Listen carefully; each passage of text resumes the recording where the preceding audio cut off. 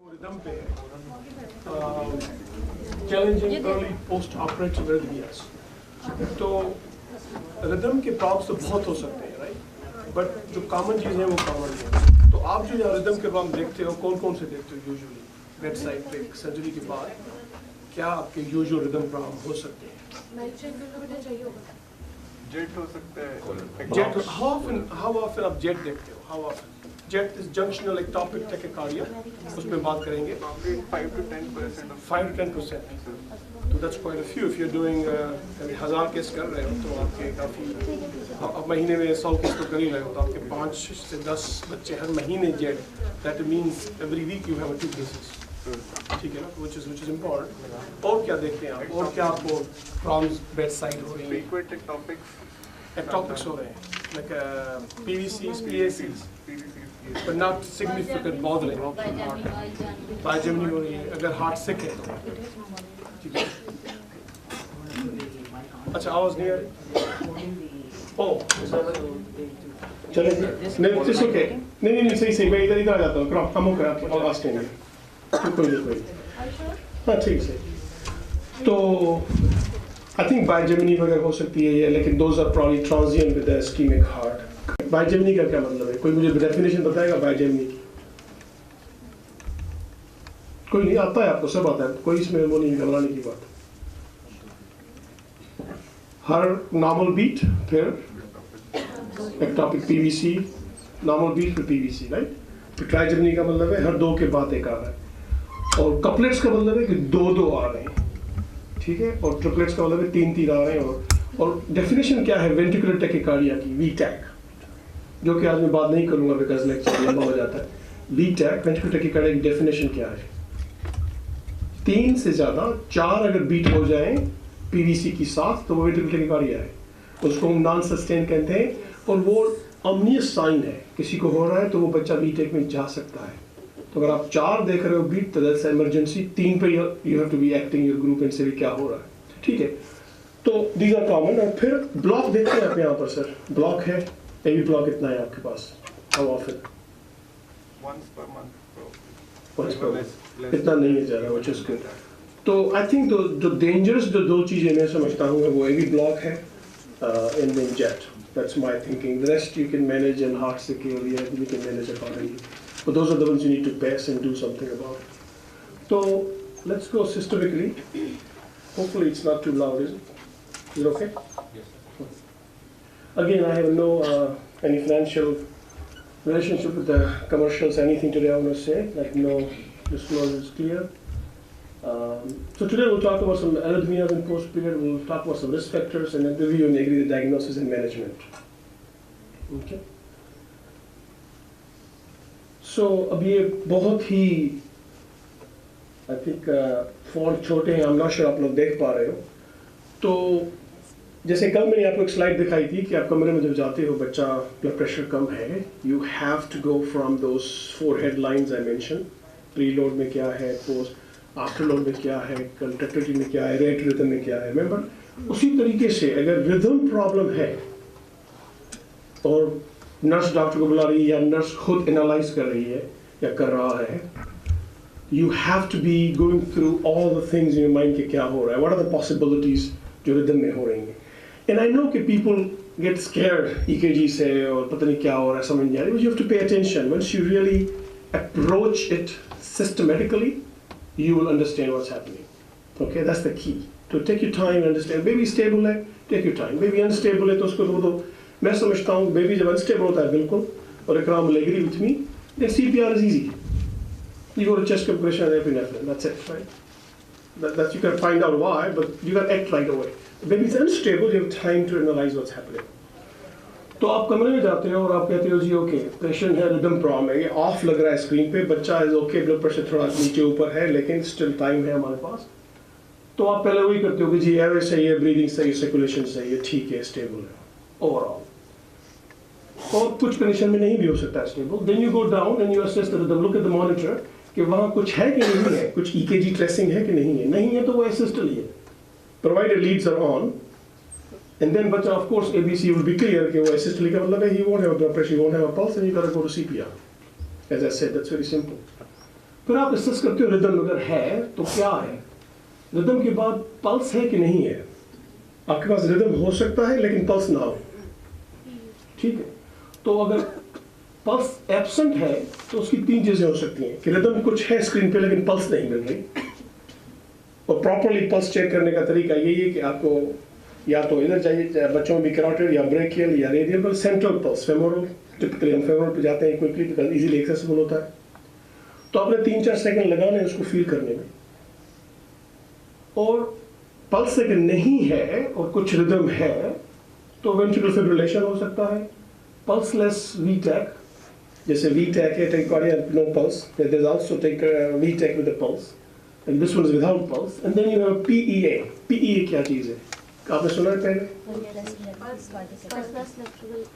Pulseless electrical activity के दिल contract तो कर रहा है, इलेक्ट्रिक एक्टिविटी है और कंट्रैक्ट नहीं करना चाहिए। इलेक्ट्रिकल एक्टिविटी है लेकिन पल्स नहीं है क्योंकि वो कार्डियक आउटपुट अफेक्टिव नहीं जा रहा बाहर, तो आपको पल्स फील नहीं होगी, which you will treat as like almost as no rhythm, right? चलिए देखें कि पल्स है,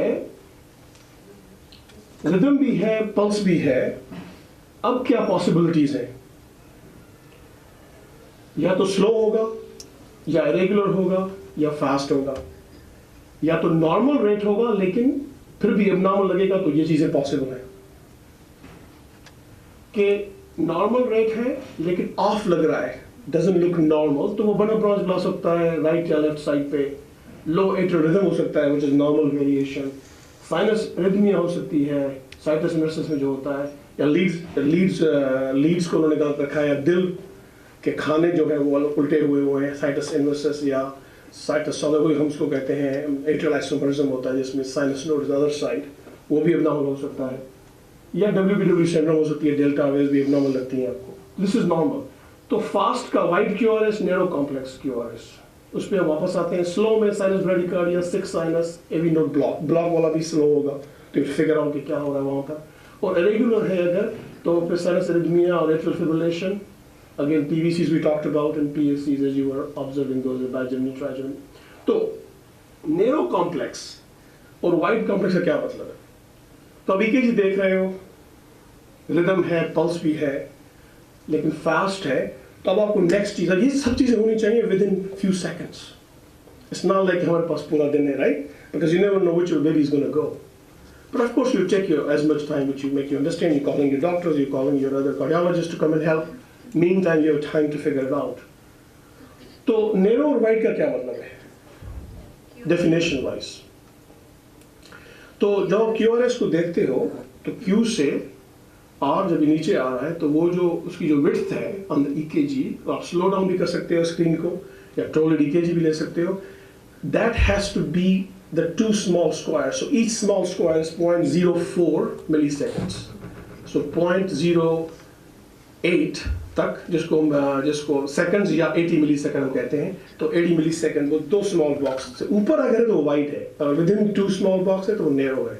जब नैरो होता है तो ये पॉसिबिलिटीज हैं आपके पास, कुछ साइनस टेकिकार्डिया भी हो सकता है, सुप्रावेंट्रिकुलर टेकिकार्डिया भी हो सकता है, एक्टोपिक एट्रियल टेकिकार्डिया हो सकता है, एट्रियल फ्लटर और जेट भी हो सकता है। लकीली हमारे पोस्ट सर्जिकल में usually sinus tachycardia is common, SVT is not that common, though we have some patients. And that's a patient coming from home with SVT is a different story. I'm talking about focusing on the post-cardiac surgery. सही है ना? तो ये talk में rhythm की generally देता हूँ, तो that goes for 2 hours and we talk about all the rhythms. I'm just focusing on the post-operative, so you don't see this much. And ectopic atrial tachycardia can be there, especially आपने Fontaine किया है या आपने कोई atrium की surgery की है, तो you can have a ectopic. I recently in Sidra we had 1 or 2 patients with ectopic atrial tachycardia, and we deal with that. Atrial fibrillation flutter is not that common in children. And jet is the big one. So fast होगा, narrow complex होगा, blood pressure could be affected in jet, junctional ectopic tachycardia, उसमें हम बात करेंगे। Wide QRS अगर वो बिल्कुल wide है, जो कि अगर VTAC होता है तो it goes to 4 to 5 even small squares, crossing 2 small squares, and then you can have ventricular tachycardia. For aberrant SVT is a different concept where I don't want to confuse you, and then ventricular fibrillations. ठीक है? कोई सवाल इस पे? तो approach के हिसाब से this is the way, and my belief is that if I go through this exercise on every patient who I've been called to the room for rhythm problem, if I go through this, I probably diagnose 99.9% of the rhythms. Okay? तो इस पे कोई है सवाल कोई confusion? Since we're all fresh in the mind in the morning. ठीक है? Okay. तो ये आपके पास ऊपर लीड है, आप रिदम चेक कर रहे हो, आप असेस कर रहे हो, then what are you going to order? You're going to order the control EKG if you have time and get it stable, and then we do the atrial electrogram. कितने लोगों ने atrial electrogram सुना है? पहला सवाल, कि क्या चीज़ होती है? Just yesterday I heard it. Is that right? Yesterday your first time? Nobody here will do atrial electrograms because we don't put in atrial wires on most. At all? Almost no. Our universal standard will put on ventricular wires, some sick TAPVCs, or if we have a tetralogy who's really not doing well, just so we need that atrial kick. I mean, I'll put them in. Okay. But most of the times, because like again volume इतना ज़्यादा है, 99% of our kids and the fact कि हर एक के ऊपर 5,000 रुपए का और खर्चा आ जाता है pacing wire का जो तो I mean so those are some of the 2 medical and 1 financial reason for really not using them. Okay. But that handicaps is that yes I mean adults में तो हम सारों में डाल देते क्योंकि उनमें AFib होनी फौरन पता चल जानी है. So yes we do not do atrial electrograms. I doubt it if any of these guys have seen it. If we don't do it they won't see it. I can tell you, so now again, I can't say the variation in practice, of course, I respect everybody's the way practice, but generally speaking, I work with many surgeons in US market now, consider our European market, these surgeons are coming. So in US, almost 3-4 surgeons I worked with, and I know the surveys from the Cardiac Intensive Society, that we put atrial and V leads almost all children. So that's number one. And then you'll see the benefits. The benefits are there, quite a few. Now, European surgeons, some of them are not putting, in some cases, V leads, but A lead is essential because of the fact that that's what.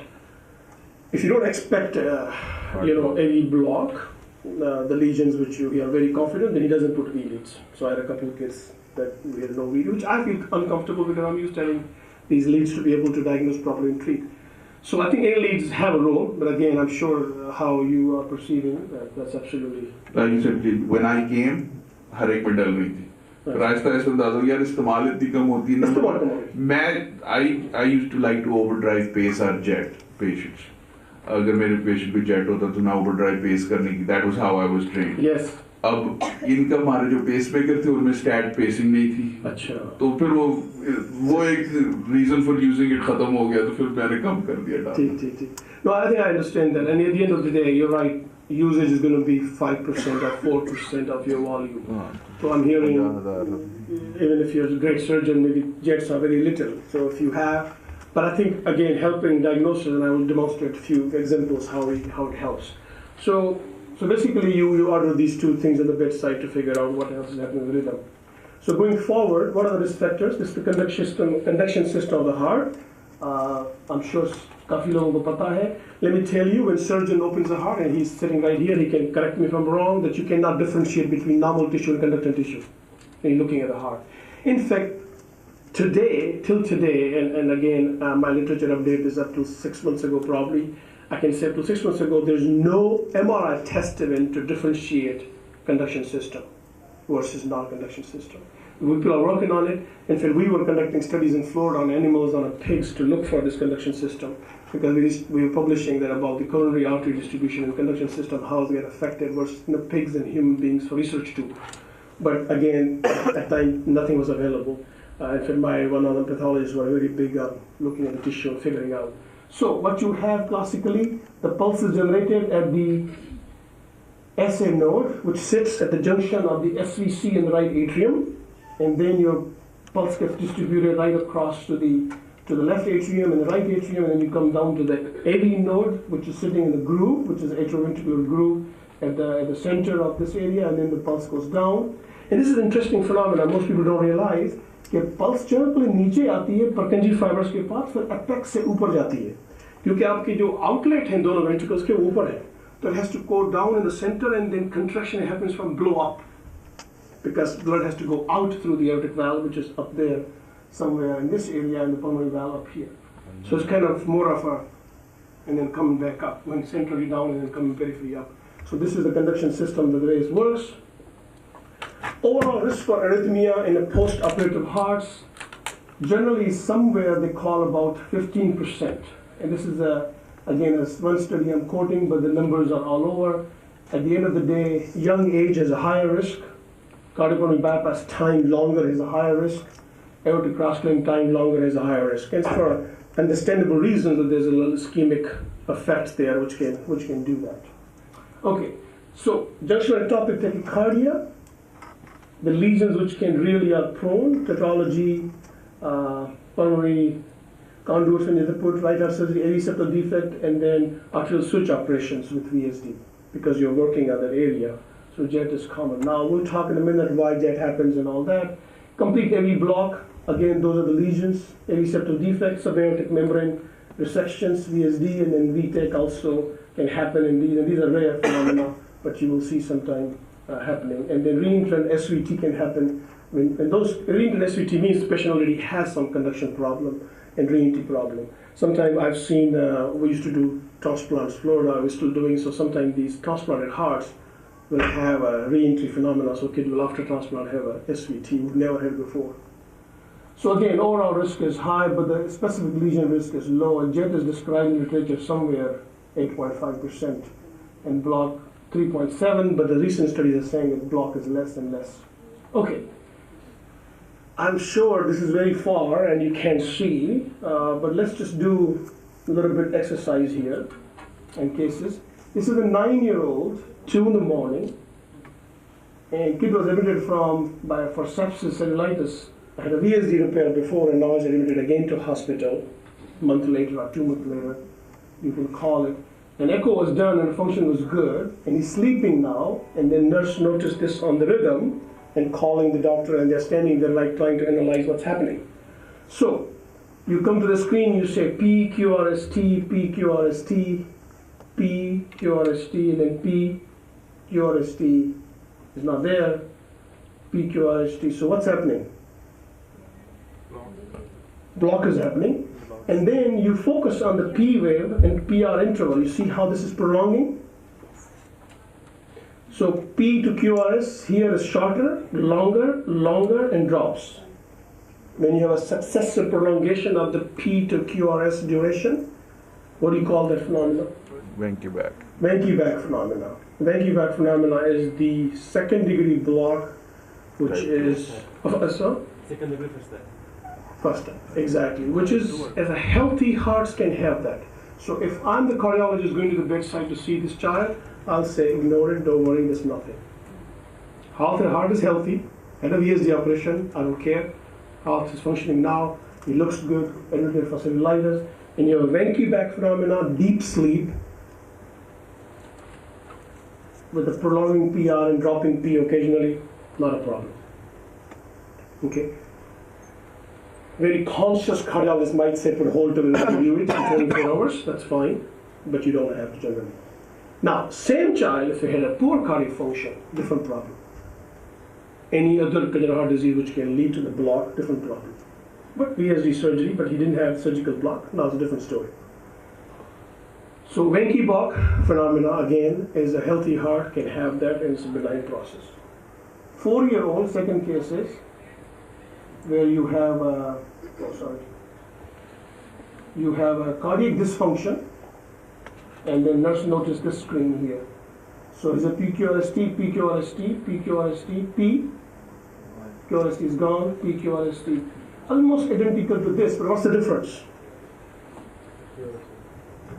What's the difference between above and below? I told you how P to QRS duration is prolonging and then dropping. Here, P to QRS is constant and then dropping. So this is second degree block. Type 2. Morbid. Now that's a problem with a cardiac dysfunction. This kid can go in a third degree heart block. So this needs to be.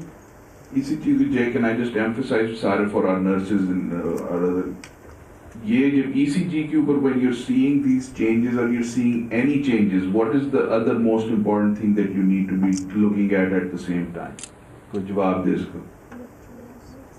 Electrolytes उस वक्त नहीं नजर आ रहा है. बिल्कुल screen पे नजर आ रहा है. Association with the blood pressure. The blood pressure waveform. बिल्कुल आर्टीरियल वेवफॉर्म में चेंज आएगा.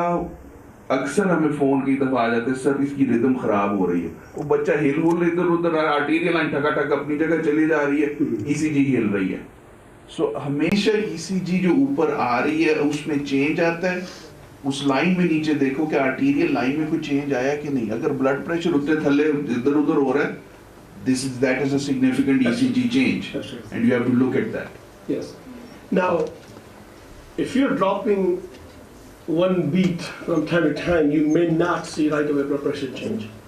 But that observation will lead you to watch this. If you're not in ICU and you're monitoring, then okay, we're doing it. But if you are on a less monitored unit, you want to move him to the real monitored unit. Very important. So clearly the kid was somewhere where they're monitoring at least the rhythm, so he's been monitored. So yes, again, other factors are very important. As we said, yesterday's slide again, you're looking everything. What else is happening with the child? Your monitor, I talked about like a stock market, you gotta really pay attention to everything. Nothing is in isolation. That's the key. Absolutely. Thank you, Vilma. Good point. So this kid is important. So when you have a block like this, so for practical purpose, when you see this or this, you're gonna pay attention to the child. Cardiology will be involved. I'm not saying you on your side gonna say it's nothing and go, I'm not going to call doctor. No, you call, let the doctors or cardiologists even decide what's happening. But I'm just giving you the pathology and physiology concepts, how this is more sicker than this kid.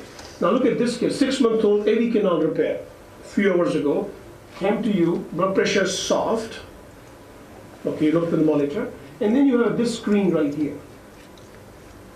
This is very tricky. I can tell you it's very tricky because you see a P, QRSP. So when you look at the monitor, guys, key is to look, is P talking to QRS or not? Is P being followed by QRS and then T wave? That's the first foremost important thing. That gives you the clue that rhythm is sinus, means the P is talking to QRS. Here it was talking and then dropped here. Here, so if you have to be very carefully monitoring and see P is coming at its own intervals. Whatever this time period is, P is coming. If you measure this distance, it's almost equal. And then QRS is coming at its own time, not talking to T. So this is a 3rd degree AV block.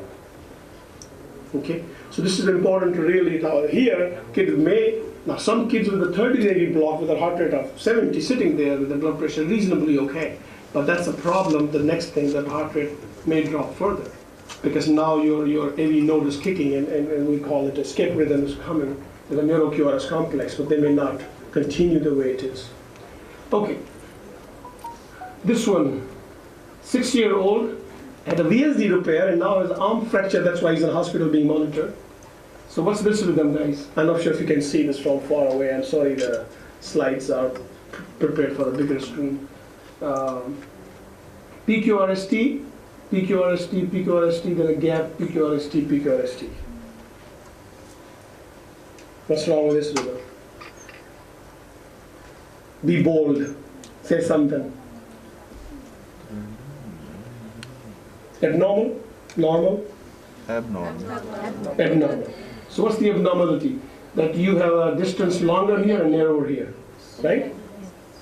So if I give you a bigger stretch of this, so I'm standing there watching, so you will see few beats are coming like this, and then few beats are coming like this, wider. So this is phenomena which is physiologic. It's called sinus arrhythmia. Sinus arrhythmia is a mislabeled terminology in my view because this is not arrhythmia. People call it sinus arrhythmia. So respiratory variation. We get consults from surgical wards on these patients. It's nothing, it's normal. So what's happening, as Ikram was mentioning yesterday, when you are inspiring, during our inspiratory time, our cardiac output slightly decreases. Yet our right heart venous return increases, but the left heart ejects less because negative pressure is there. Healthy people, we don't even feel it, okay, generally speaking. And our volume, if I'm dehydrated, I'll feel it, but if I'm nicely drinking and I'm healthy, I don't feel it. Your heartbeat gets faster in the inspiratory phase, physiologically, and gets slower in the expiratory phase when your cardiac output is increased. Now, this we, as I said, in healthy people, you don't, but kids who are getting sick with something else, you probably demonstrate that and monitor them in the hospital. Sinus arrhythmia, normal physiological. Now, this gets accentuated if you are asthmatic and have a negative pressure higher. And this phenomenon reverses if I intubate you. Because then you have a faster beats in expiration and slower inspiration because positive pressure. Because your cardiac output may be maintained again. There's multiple confounding factors there. But key is to know this little concept, that sinus arrhythmia which exists. Okay, 6-month-old, very irritable for the last few hours. This is a kid who had pick a surgery, any surgery, never had a history of any problem. It's been now 4 or 5 days, you're ready to send him home. Let's say a 4-year-old who had a long-standing VSD surgery, lungs are great now, extubated, 1 week in hospital, going home, and then before discharge, you notice this. Blood pressure is normal, numbers look good, but he's irritable. 6. Make it older, okay, doesn't matter. So first of all, you go to the screen. Again, basics, PQRST. Do you see P? This is probably T. Do you see P? You see a little dip here after QRS maybe.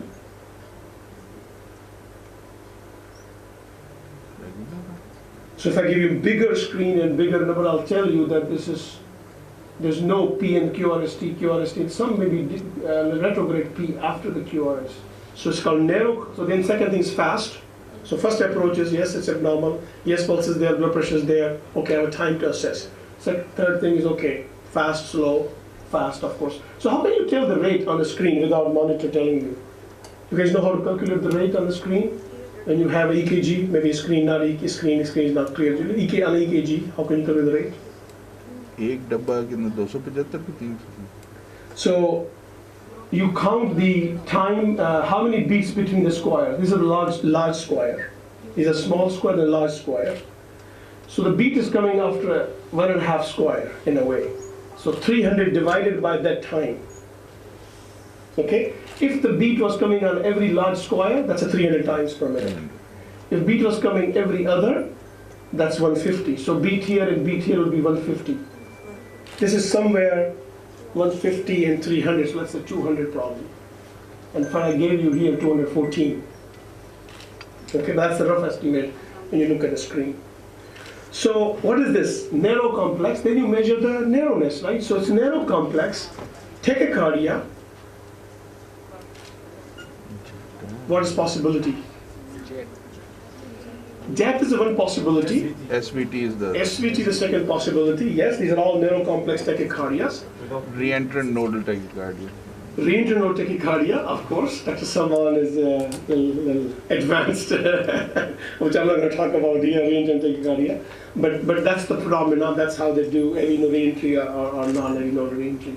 So it's SVT, garden variety SVT, and then we'll talk. I'm not sure if I'm talking today about SVT because it's not a post-operative cardiac surgery phenomena, but we all should know in ICU how to treat SVT, generally speaking. So SVT is supraventricular tachycardia.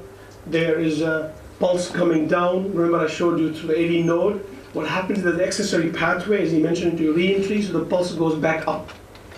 And it makes a circle, so the heart is kind of, it's not generating fast pulse, but it's a re-entry means going back up and causing more heart rate to be faster. And you have to break that cycle to make it slow, a straight pathway. So you guys have heard about SVT before? Yes? Yes. Okay. This is a 13-year-old, and now comes low blood pressure and weak pulse. So we go there, yes. So this is interesting that all the dangerous rhythms people are very familiar with, which is good. That's a good news. But the ones who are iffy, of course, is always difficult. And I understand that. It gives the cardiologist tough time too, so that's okay. So just to do exercise, coming in the room, you're looking, you're already saying blood pressure is low. I may not have much time to act here, but you gotta go assess it. So then you look, it's a fast. Yes, it's almost. If you look at here, it's a 13-year-old. 150 is very fast for a 13-year-old. This is almost 150, right? Coming a little bit faster than 150 because every beat is coming a little before the second block, so it's 180 maybe. Okay? And then you say narrow or wide. Right? Clearly wide. See how the QRS is crossing 3 to 4 blocks, so 2 was the cutoff. So the wide QRS, tachycardia, low blood pressure, weak pulses, ventricular tachycardia, VTAC. Pathology and differential diagnosis, amazing, is huge. So then question is, how do you act? Of course, you have time, but clearly blood pressure is low means it's weak pulse means it's a problem because it's not going to tolerate it. So either we go ahead cardio word, or if you think you want to give a little bit amio or lidocaine and wait for cardiologist, you could. But I would say nothing's wrong if you say go ahead cardio word this child, or defib. Well, I call it cardio word. If you have so the word cardio word and defib is important to use properly, because once you have a measurable rhythmic rhythm on the EKG, you cardio word. I would shock this child. This is more for our senior folks also. I will synchronize. So this should be synchronized shock. If you have a pulseless VTAC, even if it's a nice organized, so if you don't synchronize it, so you guys know how to synchronize on the defib. Have you guys shocked patients out of the VFib and VTAC? Yes. Right? So VFib you don't synchronize, but any organized rhythm like this, even without pulse, I'll synchronize. Because then the danger is if you don't synchronize, then shock can be delivered. Of course, you don't have a T wave clear here, but it comes on the repolarization phase. You can put kid from VTAC to VFib. And it has happened in front of me a couple of times. These are the procedures. We have an S factor for AV block. The third degree AV block we're talking about, which is a problem, happens 2%. Recovery can happen up to 12% of patients, but typically that happens after many, many months, 3 weeks to 7 years, and we don't wait for that. So all these kids get pacemaker after 10 days. I would say by 14 days, almost 99% will have a pacemaker. I'm not sure how long you wait here.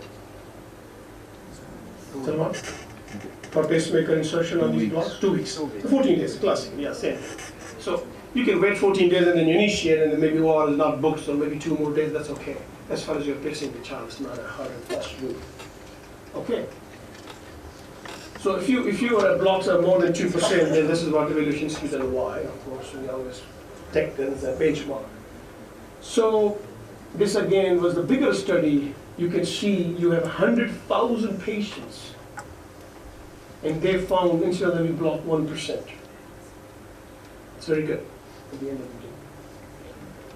So transient block may represent damage adjacent to the specialized conduction system, resolving within 7 to 10 days.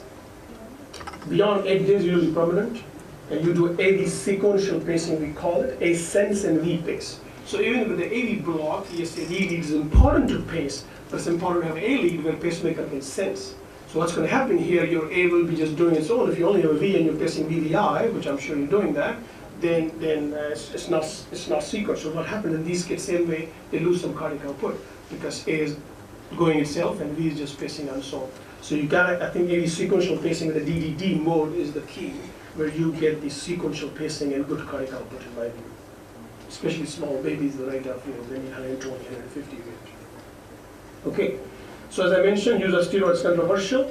What is steroids? Of course, people think there's a little damage to the node, so let's just use steroids for inflammation is there, ischemia is there, and might help to resolve it. There's no head-to-head study proving this, any of this works, but steroids are considered benign drug, which it is not.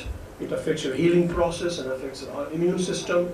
Infection risk is high, so use cautiously. Typically, we use a small dose, 1 milligram per kilo per dose BID for 5 to 7 days. So if you say, I'm going to go ahead and put pacemaker, you're waiting 2 weeks, starting at day 7 or 8 for 1 week, see if it resolves. Now, if you use steroids for 7 days, and kid it's my child, and is there, you can save him from pacemaker for life. That is great. So I would say, use it, because risk and benefit ratio is quite a bit, so people use more often than not use. Okay, most patients get pacemaker by day 14, as we talked about. This is an algorithm from PALS, Pediatric Advanced Life Support, which I'm sure you guys have a website, these PALS cards? We have panels and stuff, लगे हुए ICU में. ICU में हमारे यहाँ वो crash card हर चौथे पांचवें bed के बाद उसके पास पूरा बंडल पड़ा होता है. And I think as much you want to be evidence-based, as much you want to really practice right, it's important to say, when you're arriving in a court situation or something bad is happening, what are we dealing with? Okay, say I'm Dr. J, I am dealing with pulseless VTAC, and we're going to start CPR. I'm leading this. Sadiq, you go to airway. Ikram, please, you give me the drugs. You're my resource nurse. You document the times for me. Alert me what's happening. And already chest compression are being started. And then you time yourself and you do the drugs as they come in from pills. It's hard to achieve that. But I can tell you, we've been doing simulations on this a lot. And I think we're getting there. It's just not quite perfect yet. And quite often people are panicking when the code is happening. But simulations, practice, having these cards available are important. I'm an instructor in AHA through, and Ikram has been the regional director in the US and Florida for the AHA, and we push for that kind of activity, because that's we know it's evidence-based, makes a difference when you do right and you do properly. Okay, this is the permanent pacemaker and see the criteria. I'm not going to go through that, but this is recommendation post-advanced second or third degree AV block, not expert resolver percentage. This is the indication. This is called the consensus statements from American Heart, publishes every 5 years, where they look at evidence in the last 5 years and they give you what needs to be done. Let me tell you, pure 100% studies, one-to-one, big trials are very rare. These are all evidence-based or anecdotal or experience-based, but consensus statements. So the 15 experts will sit in the room and say, okay, this is the way to do, and we publish the guidelines. Okay, 7-day-old post-transposition surgery. This is the baby, let's say, on the bed number 1. We were talking yesterday. Something's not right, blood pressure soft, nurse is there, charge nurse is there, they're calling the doctor. You go in the room again. That my effective thing, you're looking at the rate rhythm, preload, postload, but here clearly problem is the rhythm.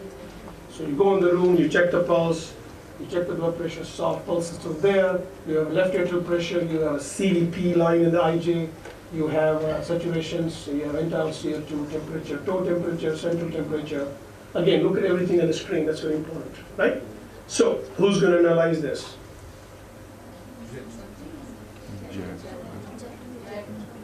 Jet or jet? Jet. मैंने वो movie देखी थी Nola Jet, by the way. So, fast, narrow complex,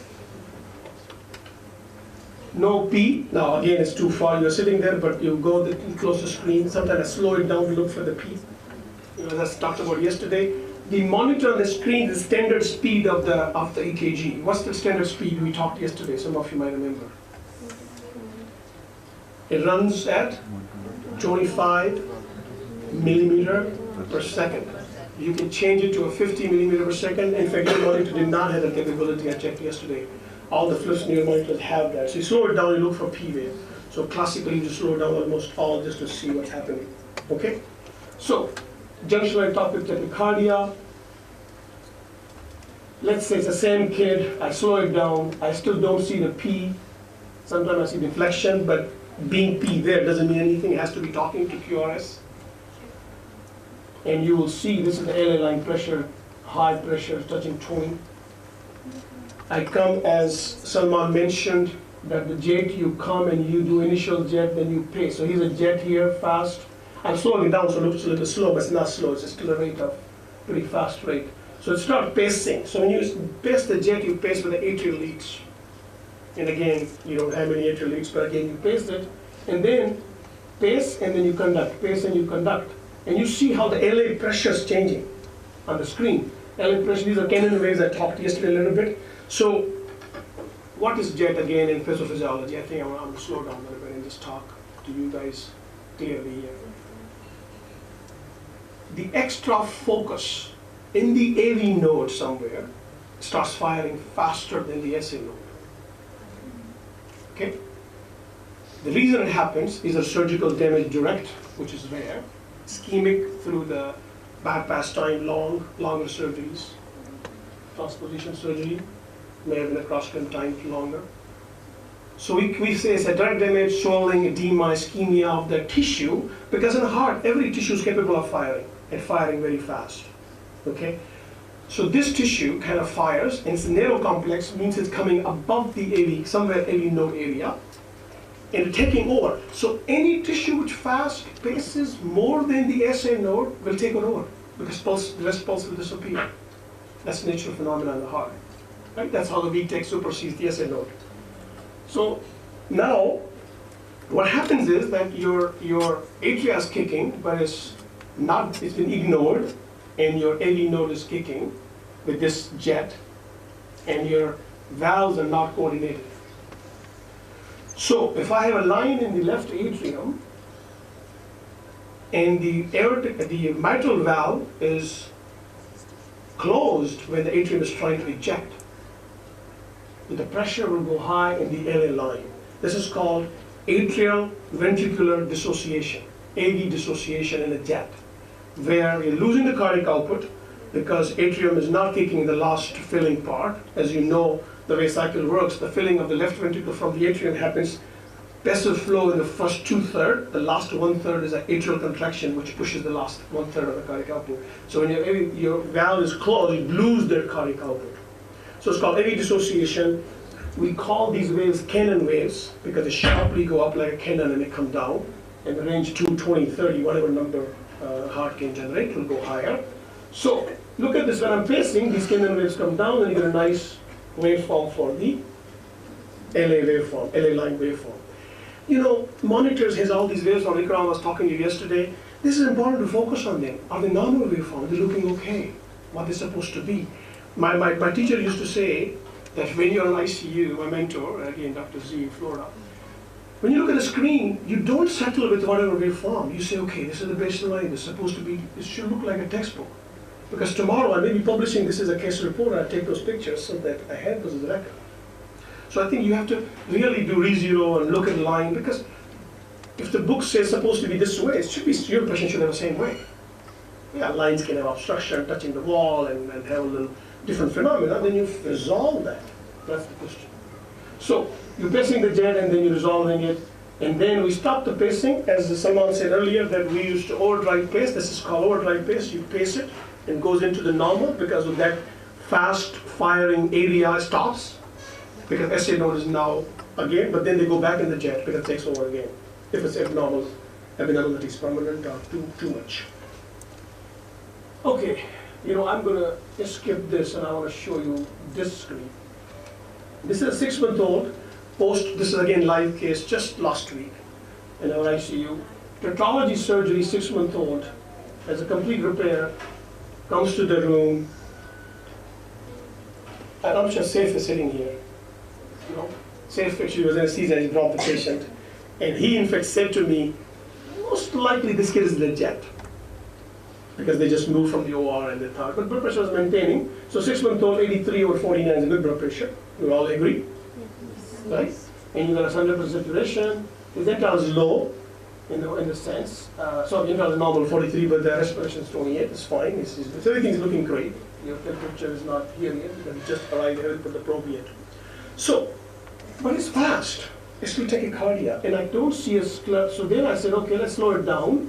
We slow down the screen. This is now smaller speed, so 50 millimeter per second instead of 25, and you start to see some dip. I don't see clear P wave, so question is inject. Now let's say he's in a jet. What I'm going to worry about, blood pressure is normal, yeah, but I'll be watching it because next half an hour it could be 200, so I have to have a really tough to treat it, right? So this kid has A line and V line, so this is important here. What I'm going to do next, I say do an atrial electrogram, AEG, and how do you do that? I'll show you the screen. I want to slow down the screen again. I will focus on here. So, okay, what we do with the atrial electrogram, I know you don't have it, but maybe some high-risk patients, you'll think about starting putting A-lines, atrial wires. So, classically, there are two atrial wires coming out on the right side, and ventricular wires, which are also on RV, but they come on the left side. So, you know the right coming out of the atrium and the left coming out is the ventricle. And sometimes we label them as a blue and red, or dark blue and light blue, depending colors you choose. But these two wires, most surgeons will put right on the atrium, one on the atrial appendage and one on the atrial surface. You may, sometimes some surgeons put one on the atrium and one is ground. So the way the wires act, one is a positive, one is negative. And you can interchange if they both are on the atrium. So when they come out, these are two prongs there. You will take those two prongs to do atrial electrogram and put underneath the lead one. You could put under any lead, but I just make one standard so that everybody follows in our unit. you take those both and you put under the lead one. You know, lead one is sticking here. You peel it, you put underneath, and you put again sticking. Now, your monitor will have a lead one, right? Let's say this is a lead one right here. It says lead one. Then you will see this deflection here is new. This deflection wasn't there. You guys notice deflection from far? So if I go back, there's no deflection here anywhere on the T. See, there's no P here, it's T, so QRST, QRST. And if I go further, this is a new deflection on top of T. You see that? This is very important. So what you see is that that's the atrial current. And you will see that atrial current is being followed by QRS. So that's the P associated with the QRS. This patient is not in the jet. This is a prolonged PR. We call it P on T phenomenon. When I see this, I wash my hands, I went out, I said, don't worry, give him a volume, the heart rate will come down. Yes, next thing you notice, heart rate was 150 after an hour or so. But that's a diagnosis key, because then now you're comfortable and you say, okay, it's not a jet. So dissociated A, it's possible I saw the A, but not talking to E. Okay, I may have actually don't have this, I may have a slide later on. So let's talk about this now. Hallmark of electrocardiogram appearance is tachycardia with normal QRS.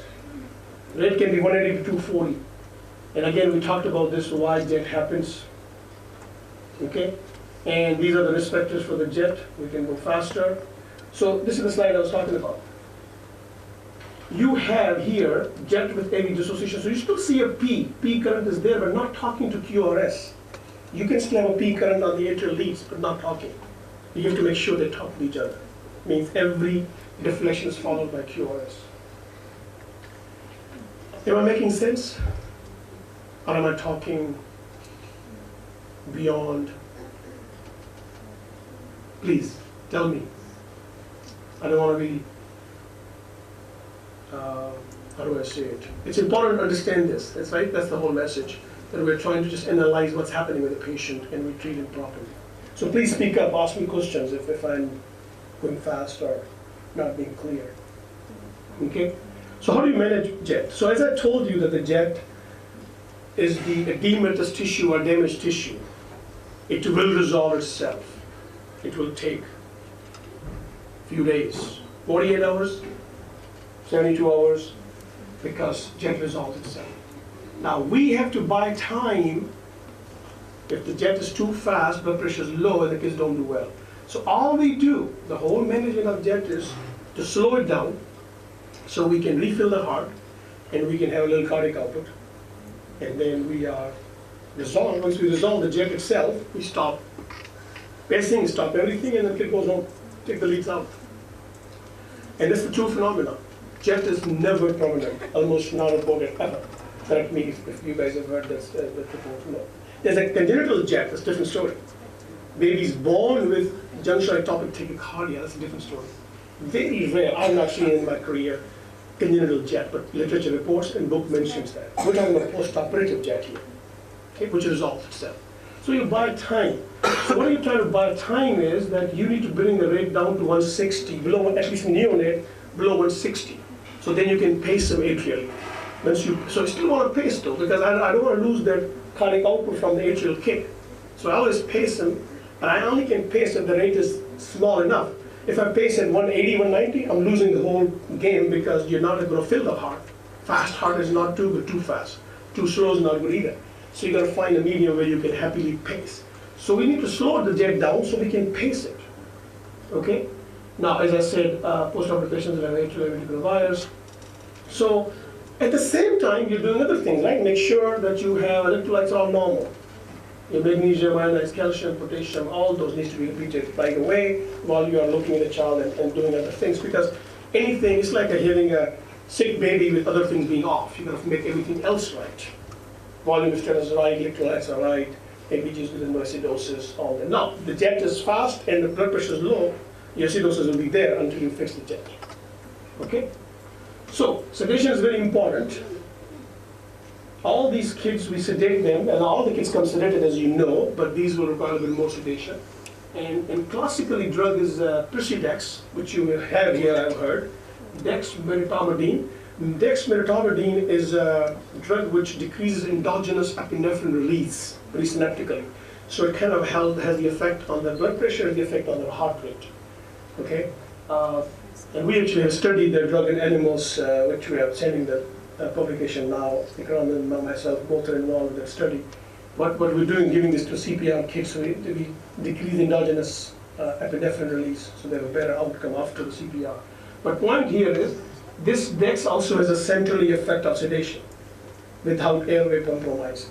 So most cardiac arrest are adopting to DEX use because it helps the rhythm, stabilizing, helps the higher blood pressure kids have, it helps them calm them down, and then you can extubate on it because they don't have respiratory suppression or depression.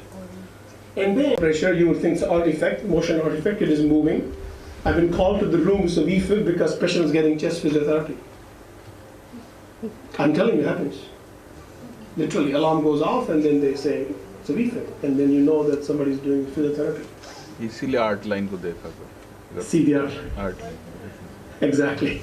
Now I can tell you, if you're doing physiotherapy and the kid has art line and is moving with that, somehow synchronized, sometimes you see that the art line is doing little funky things too. So yes, so again, these are basic things we have to assess the child as a whole. We just can't just look at the screen. And then first is, okay, it's a true pathology, then you got to act on true pathology, what's happening. So how do you treat this child? Defibrillation instead of cardio work, no synchronization needed, 2 joules to 4 joules. This recommendation of 2 to 4 joules per kilo is going to change most likely. Recently, there's discussions going on in the CPR committee that this is a small dose. Probably will stop the 4 joules because I can tell you, some of you have done a lot of defibrillations. 2 joules don't work initially. You got to go to 4 joules, so think start with the 4 joules. So PELS guidelines might change. But still, right now, I should talk what's out there, which is 2 to 4 per kilo dose. Okay. Now let's talk about real post-operative cardiac surgery patients. Oh, by the way, this talk's supposed to be 1 hour 30 minutes, but I'm trying to cut it down to 1 hour, okay? I'll try my best. Since we started late. So 10-year-old post-double outlet right ventricular surgery. So this girl is a live case, real case in my unit, just last week. She had a surgery. Everything was good. She was discharged home. She came with an episode of pounding on her staircase unconscious. 5 in the morning by the father. She comes to a cardiac unit. Let's say, for practical purpose, this was a child with a surgery and 10 days later you're discharging the patient, or 5 days later, and you see this on the screen. So what's happening here, I'm not showing you blood pressure, but blood pressure, she did not have an A-line when I took this picture. Let's say blood pressure cuff was normal, reasonably normal. Low side. So she's 9-year-old, blood pressure was in an 80 range. So she should be 90 plus, but it was 80 range. But in exam, she's sweaty. When I put her hands on her feet, she's sweaty. It means she's not meeting her cardiac output demands. Sweatiness on the forehead, child who's laying anxiously means something's not right. Okay? So, what's happening is you go in the room. So as soon as she walked in the ICU and she was reading from ED, and I was called right away, and I go to bedside, examine, look at this. And I look at the screen again as I'm teaching you. So QRS, PQRST, PQRST, PQRST. Bingo. Nothing. Then again PQRST, PQRST. Okay? So this is Complete heart block. second degree higher type 2 heart block. Right? This is still a second degree because you're conducting some beats. Third degree will be complete block. You're not conducting. A doesn't talk to B. Here A is talking in a few beats and not talking in multiple beats. So unfortunately I did not take the picture of that screen. She had the longest pause of 7 seconds. So this is a kid who does not have any wires, has gone home. What do? So you're going to activate emergency pacing through the IJ, intravenous pacing. You're going to put the pads on her and see if she crashes. You just start pacing from the pads right away through the defibrillator. You're going to call your, if you're not a cardiologist, you're intensive on the bed, so you call your cardiologist, of course, get a quick echo done, see what's happening. With a function, that things changed when she went home, or when 10 days ago, if you did echo here, let's look what's happening with the heart. And I can tell you her echo was scary because heart will beat And then in diastole, stop. And then I'm like, okay, come on, I'm having a heart attack. Beat. So delay is pause. We call it pause more than 5 seconds is dangerous. Those kids need pacemaker. And then third thing you do along with all, right away call your surgeon, arrange for pacemaker insertion. She needs pacemaker. Just simple observation, spot check, she needs pacemaker, I can tell you right now. So bing, bing, bang, we didn't have to pace. Okay, so other thing I did actually standing right there, since she was looking at me, I said, can you move your arms and legs fast? And this 43 rate and the block got better and went to 70. So her chronotropic response was there. So what does that mean? That if you give her some epinephrine or isopril, this will go faster. So third, the other thing we did, we got isopril from the lab right away, and we didn't have to start in the search because you've been telling me I didn't want to, I was recording more and more so that I can make a case to my EP doctor and surgeon to say, put this pacemaker right away. Because if they see isopril rate is good, they'll be like, oh, wait, I didn't want to wait. So she arrived 3 p.m. in ICU, by 6 p.m. she had a new pacemaker. Isopril क्या है? Isopril क्या है? Isopril क्या है? कल मैंने दवाओं का लेक्चर दिया था और isopril की बात की थी और ये भी कहा था कि कल इसके बारे में बात करेंगे और ये भी कहा था कि isopril की यूसेज सब 2 जगहों पे है, कंप्लीट ब्लॉक हो या ब्लॉक या फिर पोस्ट कार्डियक ट्रांसप्लांट। जब हार्ट डीनर्वेशन होती है तो हम isopril यूज करते हैं हार्ट को थोड़ा किक देने के लिए। तो isopril is chronotropic, sympathomimetic, chronotropic. sympathomimetic beta agonist, sympathomimetic beta 1 selective agonist drug has a beta 2 effects too, very little. So it has a beta 1 effect and is very, very potent chronotropic. Your heart SN node को stimulate करते हैं, तो उसकी conduction pathway को ताकि वो sodium जो पूरा जो उसका है system goes faster and then you can kick it up. Problem we don't have isopril or metoprolol दोनों हमारे पास। Metoprolol नहीं है, beta blocker. नहीं metoprolol है, metoprolol Metoprolol नहीं है. So they won't be familiar with it. Is that right? So, okay. But anyway, it's a good drug when you need it. Every drug is only good when you need it. I think water is a drug. Oxygen is a drug. You don't need it, you're going to be toxic with the water. You know how you flood your kid all the time in ICU setting. So again, if you don't need it, you don't need it, then it becomes essential, it's life-saving, so you gotta have the options. So that's the rule number 1. When you are building a hospital, as we did in Sidra, they're like, oh, why do you need this drug? Why do you need this drug? No, I need it because these will be the cases will need it. And then when I don't have it, I can't function without it. Okay, so now with the 2nd degree block, as we said. Okay, let's talk about AV block. So, just this is cartoon from Bible of Cardiology book, Moss and Adam. You have SN node as we talked about, and then you have AV node we talked about, and the first picture I showed you. So there's this entity called SN node exit block. I would say ignore it, don't even think about it, it's very rare phenomena, I wouldn't worry. But the block for the AV node happens right here. That's the 2nd degree AV block we're talking about. So there are 2 types we talked about already.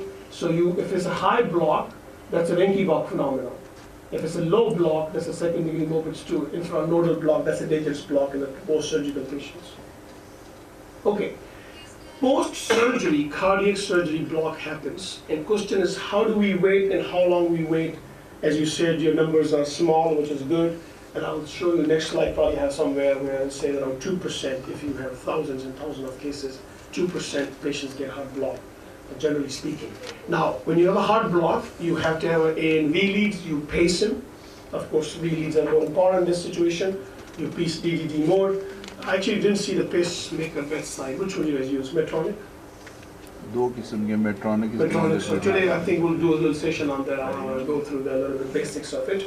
So then you will, this is an old slide, old study where they said how long you can wait before you put a pacemaker in a post-surgical block. So because we're going to pace this child, we have wires. So now question is, when do we activate the surgeon again, say, please this kid go ahead and put the pacemaker. So this slide basically explained that by the 10th day, the recovery, this was the recovery of the, probably of the recovery of the SN AV block, was by this day, 10 to 14 days somewhere, you have plateau. No more patients recovered after day 10 or day in that range. So probably 10 is the right number to say. So what we do is classically by day 10 we say, book the child and go ahead and put the pacemaker to place him. People talk about steroids use, that's controversial. We use it, sometimes we do, sometimes don't. I don't think it really works. Now, AV block risk factor, people talk about kids on epinephrine, you decrease the epinephrine, decrease the milrinone. I'm not so sure, because kids are for a reason on milrinone epinephrine. If people are using epinephrine like without thinking and kids on a higher dose, which is wrong itself, without the jet I need to wean it off. There's no reason to have high epinephrine if you don't need it, as I said earlier. So when the kid is now doing well, all of a sudden I'm going to decrease those inotropes, which are essential to start with. It's, to be honest, a little bit counterintuitive. But sometimes we feel a really high epi, we let me decrease a little bit. But generally, I don't really worry about decreasing those too much. Though the textbook does mention to decrease inotropic support, because the thing is that epinephrine is stimulant to that automatic thing which is firing, so you want to decrease a little bit. But then if you need it for contractility, then you need it. So, making sure electrolytes are okay, well sedated child, and possibly. Now here I didn't mention the temperature. People talk about cooling in the jet. You can cool, but I can tell you this baby is coming from OR, already have a rectal temperature of 35, 36 degrees. So they're already really cold. I don't actually warm them. I don't actually cool them. I think cooling has own side effects to go down to 34 degrees. So I can tell you that we manage jet without cooling multiple times and without need effort, with all the other things we have. But if they're cold, I leave them to be cold. And then you start warming when things are better. But when you say cool, I'm talking about 30. पहला ये problem है इसके साथ, तो already आपने इसको sickness दे दी है वहाँ पर कि वॉल्यूम ओवरलोड हो गया आपका वेंट्रिकल. अब जो वेंट्रिकल है वो पंप कर रहा है ब्लड आपके एओर्टा में, और कुछ ब्लड जो है यहाँ आएगा. अब यहाँ एक सोचने की बात है, which is very important, एक कॉम्प्लिकेशन हो सकती है बीटी शंट में कि ब्लड फ्लो कंटिन्यूस चलता है. अच्छा, एओर्टा में जब ब्लड वापस आएगा तो एओर्टिक वाल्व बंद होगा डायस्टोलिक फ्लो में, डायस्टोलिक एओर्टिक वाल्व बंद होगा, लेकिन ये फ्लो चलता रहेगा, कंटिन्यूस मर्मर होती है. So this is the one thing which I want to talk in the next slide, कि familiarize yourself the murmur. अब शंट ऑब्स्ट्रक्ट होगी तो मर्मर में चेंज आएगा. कंप्लीट ब्लॉक होगा, शंट होगा, ऑब्स्ट्रक्ट तो कभी कभी ऑब्स्ट्रक्शन में नॉइज बढ़ जाता है, कभी तो ये continuous machinery PDA type murmur होती है. Goes on your right side typically, in the neck all over. In fact, you can hear everywhere once patient comes from BT shunt. Now, important बात ये है कि डायस्टली में left ventricle में coronary artery supply करती है. तो एक पोटेंशियल प्रॉब्लम ये हो सकता है कि ब्लड जो कंटिन्यूस जा रहा है यहाँ से वहाँ, तो डायस्टली में कोरोनरी स्टील कहते हैं इसको, which is not an assumption problem. It has been noticed and seen in some kids where the BT shunt is too large. So surgeon has to be very, now 4 millimeter, 3 millimeter BT shunt की size जो है, ताकि flow should be enough. So एक problem ये हो सकता है, ST changes आ सकती हैं कि स्टील हो रहा है कोरोनरी आर्टरी से, because डायस्टली में लेफ्ट वेंट्रिकल को कोरोनरी सप्लाई मिलती है ब्लड की. ओके, तो अभी आई थिंक उठ के आए हैं Salman. So you want to verbalize, Salman, so that people you can ask the questions. If you want to verbalize what it means, what I just said, that you understood. Anybody can tell what I'm saying. कि क्या चीज़ है? Petition क्या चीज़ है? पहला, उसका काम क्या है? क्यों डालते हैं पिटिशन? पिटिशन क्यों की जाती है? पैलिएटिव सर्जरी है. ब्लड फ्लो हम कहाँ देना चाह रहे हैं? कोरोनरी आर्टरी लंग्स में, क्योंकि हार्ट का कोई कनेक्शन अभी नहीं रहा लंग्स के साथ. ठीक है, तो हमें कुछ ब्लड चाहिए जो लंग्स में जाए, ऑक्सीजनेट होकर वापस आए हार्ट के पास. ठीक है, तो ये आपने कनेक्ट कर दिया. किस मरीज में करते हैं? टॉप, जिसके अंदर टॉप का प्राइमरी रिपेयर नहीं कर सकते. दूसरी चीज वही है ना, पल्मोनरी एटरीजिया, ये लंग्स में ब्लड फ्लो कम जा रहा है, लंग्स में ब्लड फ्लो नहीं जा रहा है. दोनों सूरत हाल के अंदर बच्चा हाइपोक्सीमिक नीला बच्चा, उसका पल्मोनरी ब्लड फ्लो बढ़ाना है. उसका तरीका या तो टू वेंट्रिकल है तो कम्प्लीटली रिपेयर करके नॉर्मल एनाटमी कर दो. अगर वो हम नॉर्मल एनाटमी नहीं कर सकते या बच्चा छोटा सिंगल वेंट्रिकल है, तो ये आपकी पेलिएशन, फेफड़ों में खून जाए, ऑक्सीजनेशन बेहतर हो. 30 की सैचुरेशन 75-80 पे आए, पिंक टॉप और उतने पे फिर जिंदा रह सकते हैं. ठीक है, तो एक बात ये सैचुरेशन की कहूँगा यहाँ पे कि 75 to 80% सैचुरेशन जो है वो दो वजह से है। एक तो ब्लड आप जो लंग्स को भेज रहे हैं वो मे भी थोड़ा कम हो, तो QPQS का सुना है आपने कॉन्सेप्ट कि QP pulmonary blood flow should match the QS mean systemic blood flow. इस सूरत में ब्लूनेस ज़्यादातर इस वजह से है कि ब्लड मिक्स हो रहा है, क्योंकि ब्लड जब वो ऑक्सीजन होकर वापस आता है दिल में तो मिक्स हो जाता है। Complete mixing of the blood in the heart gives you saturations of 80 with QPQS 1:1. अब वो BT shunt ideally should be QPQS 1:1, but 0.9 होता है, थोड़ा सा कम होता है systemic से. So there's always a pooling of the blood in the venous system in the body in these kids. तो ये बात थोड़ी सी मैंने ज़्यादा कही है, लेकिन समझने की बात ये है कि saturation acceptable should be 75 to 80. In a dire state, I accept 70. Below 70 is a problem.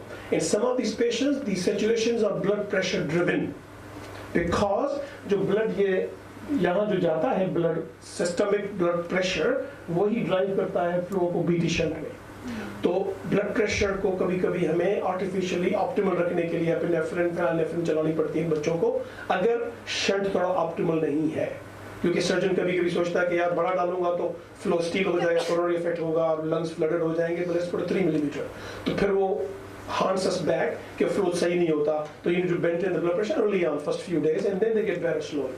तो blood pressure is important to look for, ST changes on EKG are important to look for, and saturations are important to look for. सही है? Are you going to go over complications in a different order? Right? Yes, I have a slide for a few things. But I mean, like a shunt complication. Yes, blockage and all that. Yes. You're doing that later. Yes. Probably next. I'll probably skip the Seno part. So this is your again BT shunt picture. This is a Seno shunt. I'm going to skip this again. You don't do BT. You do. It's good to know what it is. It's a shunt which directly from the right, that single ventricle, you poke him and put the shunt directly to the pulmonary outlet. ये सिर्फ Norwood operation, Norwood operation. Hypoplastic left heart जो हम यहाँ नहीं करते। बाकी यहाँ अभी पाकिस्तान में नॉर्वुड Polar 3D, you gotta be just act right, and you already done the sedation part, you've done the other 2-3 things, electrolytes just are bending and coming back in a minute. The drug of choice is amiodarone. Okay, when you're using amiodarone, I want to have a saline in my hand, I want to have a calcium chloride in my hand. So what's the amiodarone drug? You guys have it here, I'm sure. Amiodarone is a very amazing drug. It has all the effects: beta blocker, calcium blocker, potassium blocker, blocks all the channels. So it could be dangerous. You don't need it. When you need it, it works wonders. So the biggest side effect of amiodarone, now people talk about bolusing, we'll talk how I do it, but the biggest side effect is the hypotension. On top of already you have hypotension. Kid who's in the chat is already hypotension. So what you can do is the peripheral effects of amiodarone are on the calcium blocking and they go into problem. So you keep giving some calcium. So I have a calcium ready 5 to 10 milligrams, typically 10 milligrams per kilo, and you keep giving. I don't care if the calcium ionizing 1.4 or 1.5 on ABG, I still give it. You bind time, keys bind time. So classically you have a fluid bolus in one line, calcium chloride another line, amio you're giving a third port, and you just give amio, watch, push fluid, push calcium, and then at the same time you are, while they're preparing the second dose of amio, I do overdrive pacing as well. And overdrive pacing is 10 above the jet rate. So jet is 240, I set the pacemaker in the atrial lead, so you have to pace through atrium, and you do 250, 260, and you try to break by time. I had one child who got amiodarone on 1 hour, God knows, 20 per kilo. And overdrive pacing, we kept doing to buy time, few seconds after second. Then we got out of it, it took long. Okay, how do we do amiodarone? People talk about 1 milligram per kilo per dose drawn, but give 5 milligram per kilo over 1 hour. Some people believe it's too much. The European guidelines are talking about nowadays in micrograms. That's 25 microgram per kilo per minute starting dose. That gives you in 1 hour 1.5 milligrams per kilo. And honestly, 1.5 milligram per kilo an hour does not break any jet.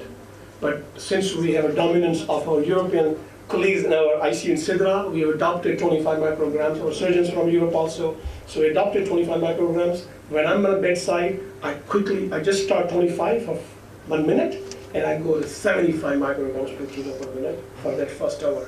What that do is give you still 5 milligrams per kilo per hour. Like a 3 times 25 is 1.5 multiplied by 3 is 4.5 milligrams. Okay?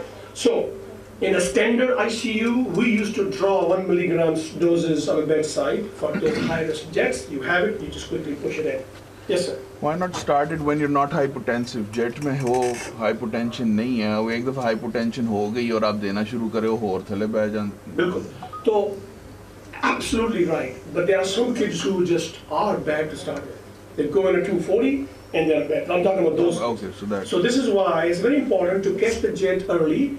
Avoid that losing atrial kick and atrial, so you pace him or you give something early on. That's why diagnosing, that's why I made an effort early in tetralogy. Kid was heart rate of 170, his blood pressure is normal, but I was trying to diagnose him because I don't want to just walk away and next minute he's 200 and he's going to lose his blood pressure. Exactly. So key is, once you know what's happening, you winning 70% of the battle, right? When you don't know what's happening and you're like leaving things in the middle, and then it'll, of course, it's gonna go bad, and then the kid is not gonna do well. So knowing and thinking, and as I said to my fellows, we have hospital intensives, we call them fellows, kind of registrars like your system. And basically, my message to them is do not settle for mediocrity. Do not settle for something already is now looking right, but kid is okay, why this is not right? Just figure it out, fix it. Okay, you can't fix everything, but at least you thought about it. At the end of the day, nothing hopefully major is there. Consult cardiologists, consult other people to figure it out because you have expertise available on all aspects. So, temperature, I actually have talked about this already. I think I was going to say something else. So overall jet management, diagnose properly, diagnose early. You want to make the AV sequential pacing going on when the rate is 160 and below. If the rate is above it, you got to slow it down by giving Imodron, cooling them down possibly, sedating them. Rate will come down below 160. You pace them, you're happy, they be happy, wait for 2 days. When jet resolves itself, as I said, all jet resolve themselves in 48, 72 hours, sometimes 5 days. Then you stop everything and baby goes home perfectly fine. So that's the way you treat the jet. There's a drug called Ivabradine, and by no means I'm recommending to use it, because I don't use it. The reason I'm mentioning so that you know it exists as a literature out there. People have used in a jet, in a resistant jet from Imodron. You can use Ivabradine, and it has effects regulating the pacemaker activity and suppressing that fast firing node which is causing the jet to start with. But again, there was one kid was very resistant to jet. This was a transposition baby, first night, and beating at 240. We gave her tons of amio, and I went to 75 mics right away, and then it took us till one hour. So in between, we're thinking, should we use this? And my electrophysiologist, is American trained but worked in Turkey. He's big on this. He's using some adults. He's a pediatric electrophysiologist, but I didn't want to use it because I was the bedside doctor and I said I want to use it. And kids recovered fine. But again, this drug doesn't exist in the market. I would not pass this. So I'll stop. This was the rhythm lecture. We started 9:15. I've been 1 hour 15 minutes. Sorry. Any questions? Yes. Yes. Regarding Ivabradine, the literature says that it is recommended only when the rhythm is sinus rhythm. It is a negative chronotropic agent without any negative inotropic effect. Yes. So I think it is not recommended. Yes. So the reason I mentioned is it's not evidence-based wise. Now children forget it. Some studies in adults, there are case reports, and this guy was part of those case reports, so he believes it works. So yes, that's why I don't use it. But they're used for jet, and those resistant jets when there's no Imodron not working in the first hour or so, and you're dealing with a child with a high negative and blood pressure is dropping. So this is one thing that his experience is. When I looked it up, there's nothing, there's not much in children anyway, generally speaking, but I mean adults, this literature is not clear, I agree with you. Absolutely. So I will not use it. The reason I put this up because it's something upcoming, it's good to know that what's out there. If people talk to you about it, say, no, I don't use it. So Jay, when you have a hemodynamically stable, more or less, like let's say you have a 5-year-old tetralogy who's now with the pressure in the 80s or so, and has a CVP of 12 or 13, is in jet at a rate of around 170. You're just going to watch that, or are you going to start? We'll cool, we'll add magnesium, we'll give him the magnesium, correct the electrolytes, and then you just sit on it? So that's $1 million question, and people have different perspective. I believe that that kid is losing cardiac output. Clearly, there's AV dissociation. You may not even have LA line technology. Nobody puts LA lines. You may not have that. CVP may be normal because it may not be affecting. I personally, and I think some of the colleagues will agree with me, that I will give him 25 mics per kilo per minute of amiodarone slow to just suppress it down to 150 or so, where I can pace him. And I will pace him. Pacing, first 24, 48 hours is no. Yeah, by pacing you're talking about atrial override. Atrially, not override, control pace, AV sequential. Okay. I rate, so once I get amio, and rate is down below 150 on 6-month-old, I'll set the pacemaker at 150 atrially and pace. You can do AAI or you can do DDT. So when if we don't have atrial wires, then let's work with that scenario for now. So if we don't have atrial wires, then the next step, you give your amio, and then would you start him on a constant running at 5 or 10 or what? The drip, yeah, so if you're doing microgram dosing, 25 milligram per kilo per minute, or typically we do say 10 milligram per kilo per day continuous infusion, which again comes out to be 3 to 4 mics per kilo per minute. My problem is this without A-line, atrial wires. It's to me because, here's the deal, MU can suppress SA node. Now, kid's not going to die because you're weak lead, so you can pace him. But it's not practical. Going to happen, right? The return of gastrointestinal motility. Surgery के बाद anesthesia में motility कम हो जाती है GI tract की. So how do you assess? कि and it's a very common nursing thing. I'm pretty sure all of you know. Bowel sounds, right? Bowel sounds हो या उससे पहले bowel sounds से पहले अगर bowel हो गया तो फिर वो अभी अच्छी बात है, clear हो गया. तो ये सारी चीज़ें मिला के you get perfusions in those patients जो कुछ complex patients हैं, उसमें पता होना चाहिए कि यार gut की perfusion क्या है. Now what are the cases you guys do, and I'm pretty sure you guys have some sort of understanding on it. Oh, let's do a CT scan, listen, well, we're wasting time because at the end of the day, this kid needs repair. You know, it's a 4-month-old, take him. So I think because you're seeing late presence of these kids, they're already malnourished, already have problems, it's absolutely a complex issue. I think your questions are very, very concerning and valid. But I think as Ikram said, DOP-off tube and feeding is important, but in early surgery, I'd really push for it. I do push for it. To the point, we have a lot of I think exchanges. You have a much stronger intensive care setup. Yeah. And you can, you know that in many cases, और वो वही बात है ना कि जो अब खम्बट से लोग आए, उन्होंने पहले दिन ये तो नहीं कहना कि हमने ट्रांसपोजिशन को निकाल के पहुँचा देना है, उनको BSDO पे शुरू होना है, बड़े बच्चों पे, छोटे बच्चों पे.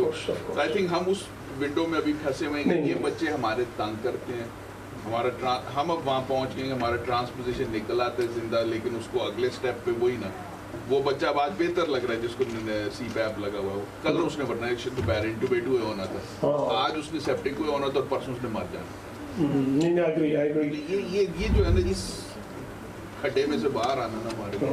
See, I think you're not already identifying fundamental few issues, like which you can probably take care easily in one way, and budget is the issue, of course, getting analysis stuff. But you're right, having a strong post-operative care, I can feel the pain not having that. Absolutely. And basically, you are making another intensivist unemployed.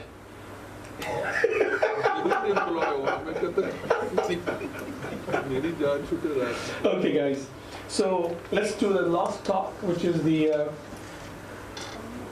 Somebody turned off? Did I do something? No. How to manage these early and late complications. I have a lot of slides, a long talk. I try to cut it, but I haven't really organized well, so I'll be skipping slides. Please excuse me for that, but we'll go over a few of the common problems. So the common problems are with the BT shunt. I'm not sure how much complication you have, but the sudden death with the BT shunt block, these situations. Steno shunt. Have you guys heard steno shunt? What is steno shunt? So this is classically done for the single ventricle hypoplastic left heart syndrome, which is not being offered here in the surgery, and you combine that with either BT shunt or Seno shunt. We did Senos, not BT shunts in Florida. Every patient with Norwood got Seno shunt with not the. So Seno was a Japanese doctor from Japan who described this shunt almost 10 years ago, maybe longer now, and there's some controversies, but I'm not going to waste much time. I know you're not going to be using much here, so you don't have to worry. Glenn circuit, we talked yesterday a little bit on bedside what Glenn circuit is. I'll go over a little bit. Fontaine circulation problems, pulmonary potential, we'll touch base. Post-pericardotomy syndrome or tamponade is more important acutely, and then we'll talk about a little bit of heart failure. I think I took it out. This is not, these are more late complications. I probably won't get time to touch these. Okay, no financial interest. So palliation for congenital heart disease, I always say this in our world, hopefully surgeons will agree, that we only repair. We almost never fix anything. Once a heart disease patient and congenital heart disease patient, you're a patient for life.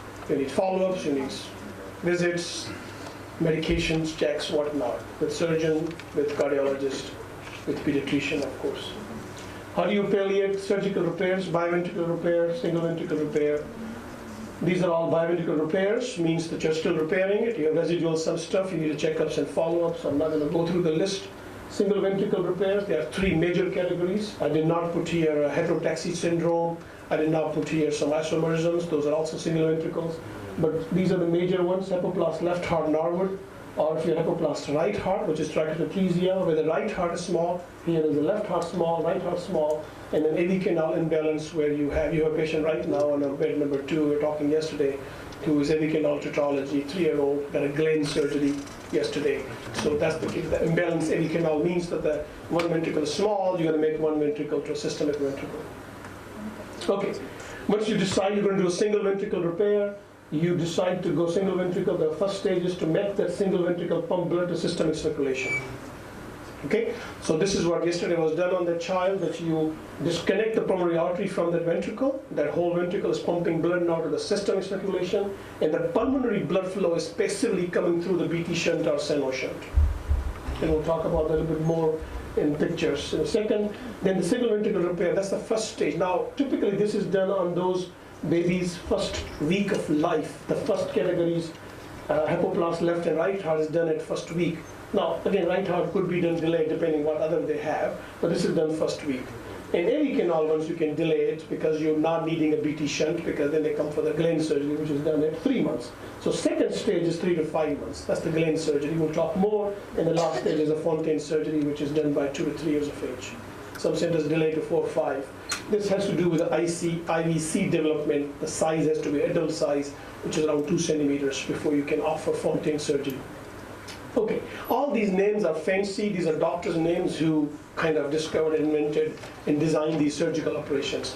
So please don't get impressed by the names. Just have to understand the concept. So, BT shunt. Now it's called BTT shunt, because in the textbooks now, so BT was a Blaylock, Dr. Taussig. One is surgeon, one is cardiologist. And there's a third guy there, William Thomas, who was a technician who did not get the credit originally, but now they're giving him the credit. So now it was an African-American technician who worked with the animals to help the surgeon and cardiologist. In fact, the first BT shunt on a human being was performed by this guy, surgeon standing beside him, because he's the one who did all the animal studies and animal suturing. So he brought him in the OR.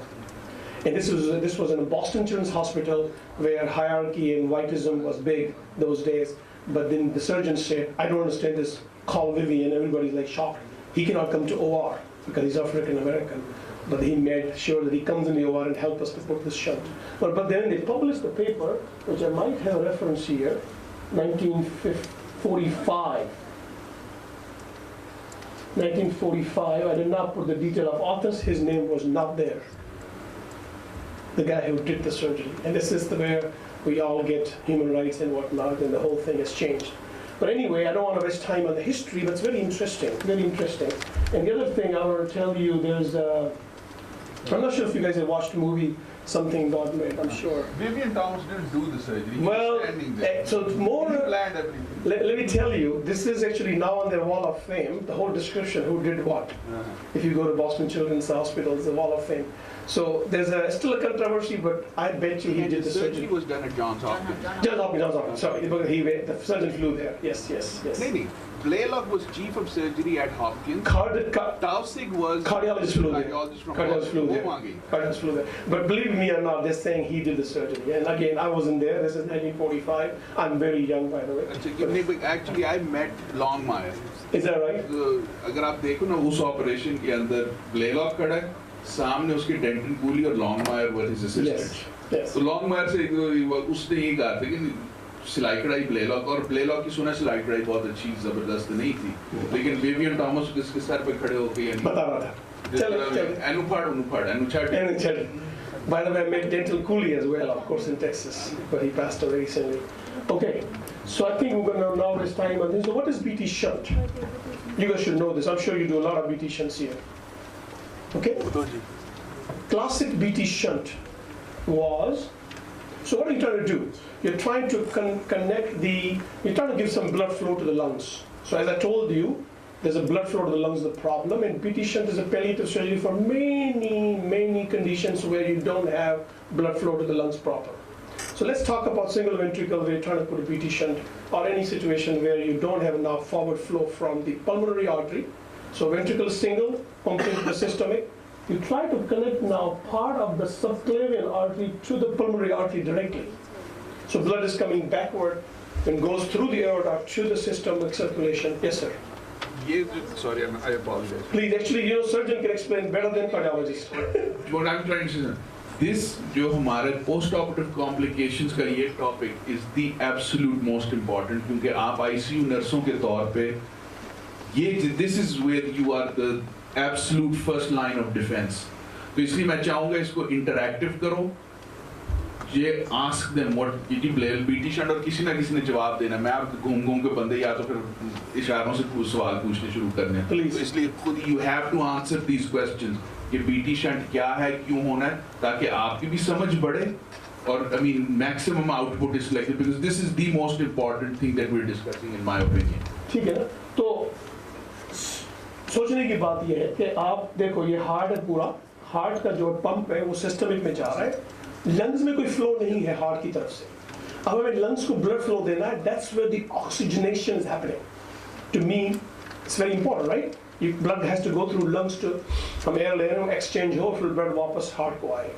तो connection खत्म हो गया pulmonary artery का. ठीक है, तस्वीर को देखिए. हमने सबक्लेवियन को यहाँ से उठा के काट के, यहाँ से ये काट के फेंक दिया, और इसको हमने यहाँ जाके फेंका नहीं, छोड़ दिया उसको, और इसको कनेक्ट कर दिया पल्मोनरी आर्टरी से. You see this, you twisting this whole thing. अब ये ब्लड वेंट्रिकल से एओर्टा में जाएगा, फिर सबक्लेवियन आर्टरी से लंग्स में जाएगा. वहाँ कोई वाल्व नहीं है, बट वही ब्लड प्रेशर जो यहाँ जा रहा है एओर्टा में, वही प्रेशर जो है आपके सबक्लेवियन से बीटी शंट पे जा रहा है. सही है? तो दिस वाज अ क्लासिक. आजकल I am sure you doing modified BT shunt with Ergotex tube. So आजकल जो है हम करते हैं वो मॉडिफाइड करते हैं, जिसमें आप सबक्लेवियन आर्टरी को सेक्रीफाई नहीं करते होते. तो ओरिजिनल सर्जरी वाला कि सबक्लेवियन को आपने ट्विस्ट करके यहाँ से और लगा दिया, अब उसको जाने देते हैं वहाँ पर, and then we put the connection. एक टिश्यू लेते हैं, जैसे Ergotex ट्यूब कहते हैं, या जो भी इसका I have some scientific terminology, but you just connect that subclavian again to the PA, pulmonary artery, especially the right pulmonary artery from the right subclavian. ये एक बात सिंपल है, सीधी है. अब आपका ब्लड फ्लो जो है लंग्स की तरफ जा रहा है. अच्छा, ये जो वेंट्रिकल है वो पूरा ब्लड ले रहा है. नॉर्मली राइट और लेफ्ट साइड पे हमारा कार्डियक आउटपुट में खड़ा हो यहाँ पर 5 लीटर्स पर मिनट इजेक्ट कर रहा है. Heart beats around 70-80 an adult. Per each beat 30 cc 40 cc becomes a 5 liters in a minute. वो लेफ्ट हार्ट से भी जाता है, राइट हार्ट से भी जाता है. इस सिचुएशन में पूरा ब्लड एक वेंट्रिकल में आ रहा है, तो वेंट्रिकल डायलेट होता है और बड़ा होता है. doesn't like it. Now it will be worse that I suppress it so much that my SA node rate is low now, and I'm doing VVI pacing. I'm completely losing A and everything, so I lose. So in your case, probably I'll watch that 170. If I'm in this strict scenario where you're not giving me other options, I'll say watch it. Because if I use MU, I don't know how much sinus node is suppressed. But all these kids, when you give MU, eventually sinus node is suppressed. So when they resolve jet, their heart rate is 100, and you want 120. So you still pace them at 120 to get through those 2-3 days of MU resolving. Make sense? But in your case, I probably will watch this because I don't have A wires. हमारा थोड़ा सा tetralogy के अंदर हम बहस करते हैं. I mean, I hate tachycardia in TETs. जो हमें ये पढ़ाई जाता है, TET shouldn't be tachycardic. It's just if you're going to Asim really, he's not that concerned about it. He says that, I mean, when they're fast, they're fine. If the hemodynamics are okay, just watch it. It'll settle down once they get over the hump. So, I mean, दोनों तरह से, I mean, I don't know if it's made any, again, we haven't been able to like tangibly, but देखें इसको scientifically.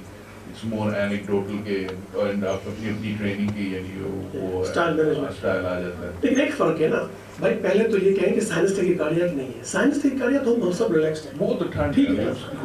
Jet हाँ jet अगर आपने prove कर दिया. यार मेरा मजाक उड़ा रही होती, नहीं कहती मैं जेट ऐसे देखती हूँ जैसे भूत आ गया हो मेरी फॉर्म में. मैं उधर खड़ा हो जाता हूँ, बैठ जाता हूँ कुर्सी लेके कि इसको जेट चल रहा है, पता नहीं अब क्या होगा.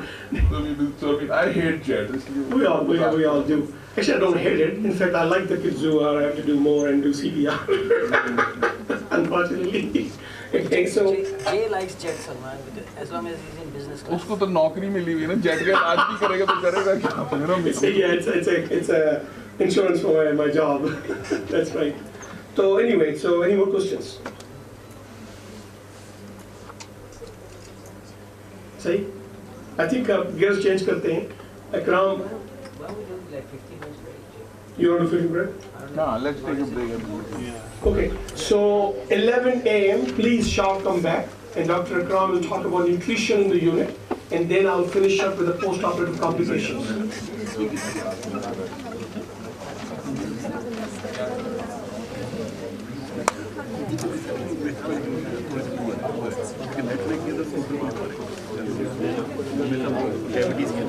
उन्हें किया